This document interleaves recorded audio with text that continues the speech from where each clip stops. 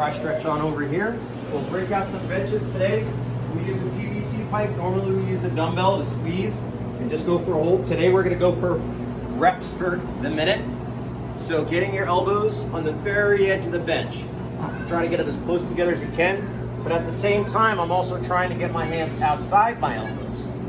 I'm gonna try to punch my head through my arms. I'm gonna come out and curl in, get a squeeze, and come back out.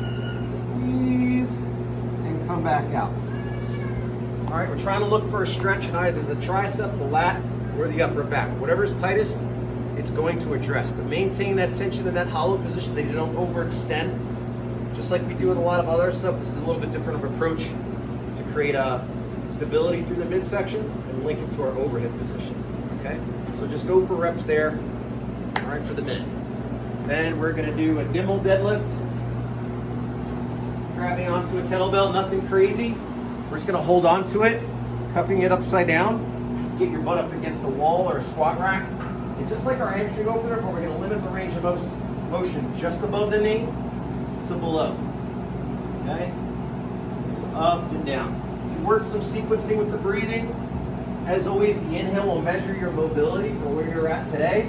So you can inhale down, exhale up. We can reverse it, going exhale down, inhale up. That'll allow you to act on that mobility. So do that the second round.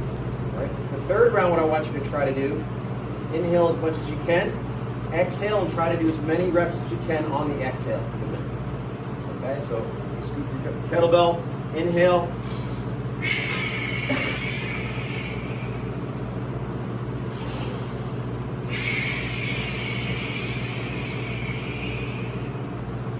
Okay, again, we're trying to create tension, driving out the sides. I don't care that your back is straight, I care that it's tension. So if you need to hollow out a bit, which most of us will, that's okay.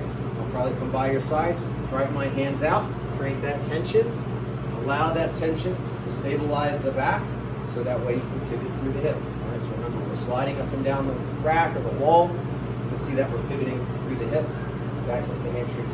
Squeeze your butt on the way up as best you can. Cossack switch. So we'll layer this as well. So trying to do Cossack, bring the hip out, back, and around.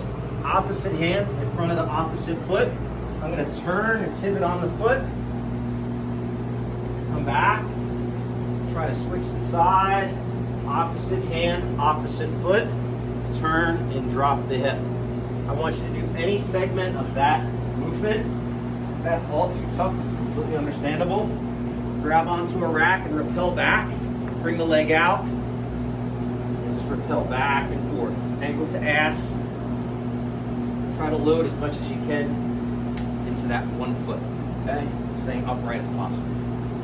So we'll just cycle through them each for a minute for 9 minutes, okay?